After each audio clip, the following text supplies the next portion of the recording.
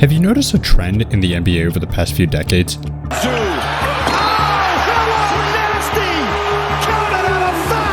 George runs into Luka. Luka on the floor. Finds Kyrie. Kukoč for the tie.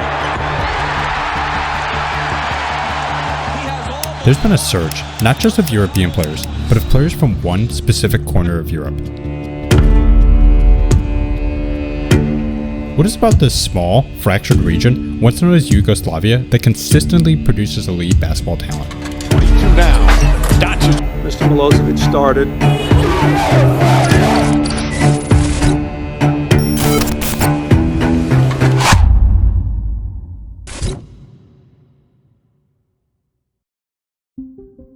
To understand that, you have to look deeper into its history, its culture, and even into the Slavic identity itself.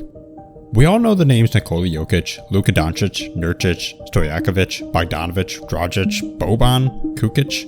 But what if I told you these basketball stars weren't anomalies? What if their emergence was the result of generations shaped by war, scarcity, survival, and even unique Slavic genetics? A culture of resilience forged in one of Europe's most turbulent regions. Let's rewind. Yugoslavia was born from the ashes of World War I, a federation of South Slavic peoples, Serbs, Croats, Bosniaks, Slovenes, Montenegrins, and Macedonians, brought together under one state. But beneath this unification were deep cultural and religious divides. During World War II, Yugoslavia was occupied by Nazi Germany and its Axis allies. But after fierce resistance, much of it led by Joseph Broz Tito, the country reclaimed independence. Tito's post-war regime faced a major challenge: how to unify such a divided state. Tito became the country's post-war ruler and forged it into a communist state. To hold together the many ethnic groups, he relied on a careful mix of centralized authority, federalism, and cultural integration. Tito suppressed nationalism and promoted unity through shared institutions, education, the military, and even sport. It was a unifying force in a fragile, divided state. After Tito's death in 1980, that unity began to fray.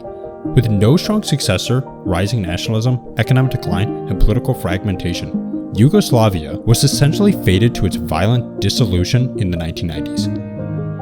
The nationalism that resurfaced after Tito's death was not civic or inclusive, but ethnic and separatist. Serbs, Croats, Bosniaks, Slovenes, and others increasingly identified with their own national group rather than a shared Yugoslav identity.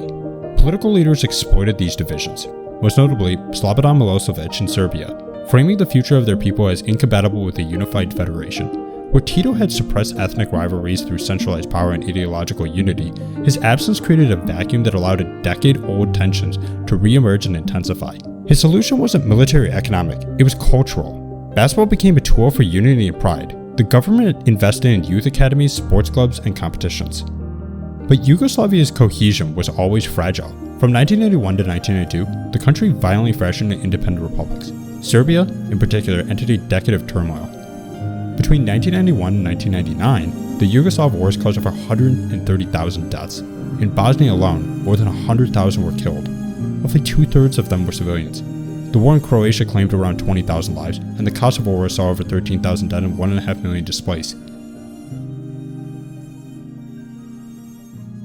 Even amid bombings and economic collapse, Serbia and its neighbors kept investing in basketball.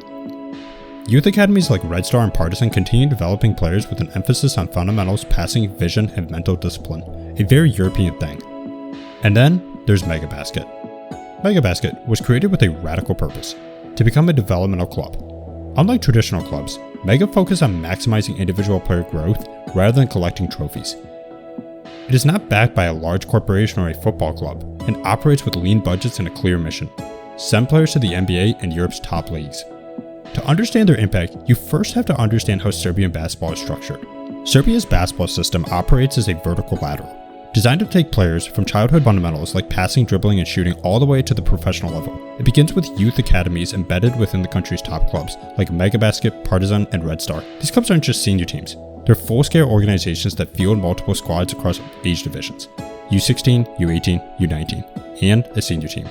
The U stands for under, meaning players must be younger than that age at the start of the season. These divisions are standard across Europe and provide a structured way to compete against similarly aged opponents during crucial development years.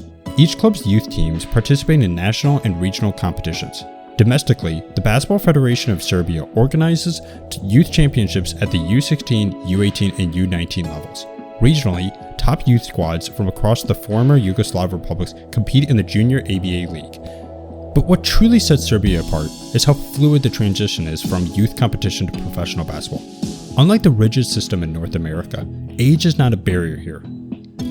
If a 16 or a 17-year-old is physically and mentally ready, clubs will move them directly into their senior team. What this means is that a standout 17-year-old can go from playing in the Junior ABA League to facing full-grown professionals in the ABA League in just one season. In fact, many have. Nikola Jokić made his senior debut for Megabasket at age 17. Luka Dončić, though Slovenian, played for Real Madrid's senior squad at age 16. Vasilije Micic began appearing in the Serbian professional games before he was 18. It's not unusual. It's expected. It's not about winning titles.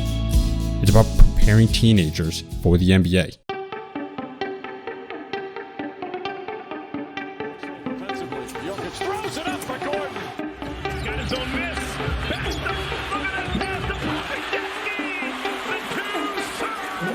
That's the Serbian model. And it's producing some of the most skilled, mentally hardened, and NBA-ready players in the world.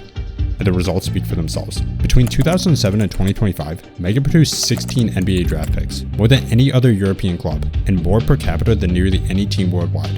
The list includes Nikola Jokić, Zubac, Vasilije Micic, Nikola Jovic, Filip Petrušev, Marko Simonovic, and many more. NBA scouts now fly to Belgrade just to see a Mega game. Not because Mega wins titles, but because Mega makes pros. But the Serbian and more broadly Yugoslav system isn't just about letting players compete for it at a younger age. It's about how they are trained.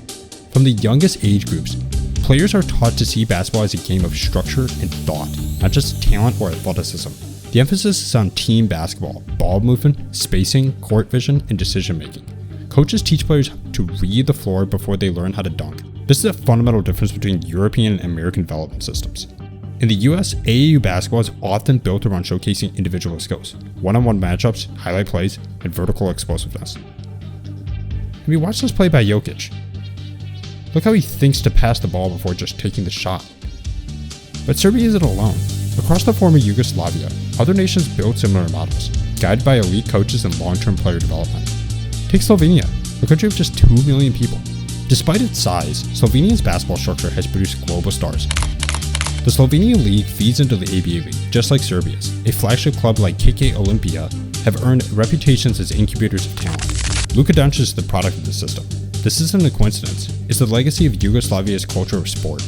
Every country born out of the collapse took a piece of the legacy with them. And the global impact is undeniable. As of the 2024-25 NBA season, there were 125 international players on opening night roster, spanning 43 countries. Of those, 61 players came from Europe. More specifically, 14 of them came from just 6 nations. That means that these countries, which together represent less than 1.5% of the world's population, account for nearly 23% of the European players in the NBA. But there is even something more peculiar and odd from this area. Let me show you something real quick. Now, I don't know the particular race of all these people, as this touches on complex questions of race and identity that fall outside the scope of this video, especially considering the Balkans' diverse ancestry, which includes significant Arab, Ottoman, and Egyptian influence, and it can be unclear how racial identity is defined for biracial individuals, and to what extent African ancestry factors into that. But for what it's worth, there is an interesting trend from the surface the way I see it. I don't know the reason why, but one thing I can say about the people from the Balkans is that they are tough, and basketball is all about being tough. A big part of it is trash talking and getting in people's heads. Just look at Larry Bird and Michael Jordan. It's also about who has the mental courage to shoot the last shot. Now, I can't speak to that in the Balkans, but one thing that is for sure, these people are tough. Their parents or loved ones may have fought for their independence. They've seen death. They have seen struggle. Today, according to Factfulness, if you look at a graph comparing life expectancy versus individual GDP, most Balkan nations rank among countries like China, Chile, Uruguay, Costa Rica, and rank well below nations like US, Switzerland, and the UK. Basketball is the one sport that poor Balkan kids can play without needing much. Basketball rewards resilience, whether it's in the Bronx or post-war Belgrade. But most importantly, there is a physical dimension. Men from the Balkans are among the tallest in the world. The average Serbian male stands just under 6 feet tall, taller than the average American male, who stands around 5'9". But while that difference might not sound dramatic, its impact becomes striking at the edge of the distribution. For example, in the United States, only about 1 in every 200 men are 6'5" and taller. In Serbia, Montenegro, and Bosnia, that would be 1 in 50. That's a 4x increase. So this multi-pronged setup, toughness forged in hardship, structured coaching cultures across multiple nations, and favorable genetic traits explains why this tiny, post-war region produces some of the most smartest, most skilled, and most talented basketball players on earth. In the end, it's not a mystery. It's history.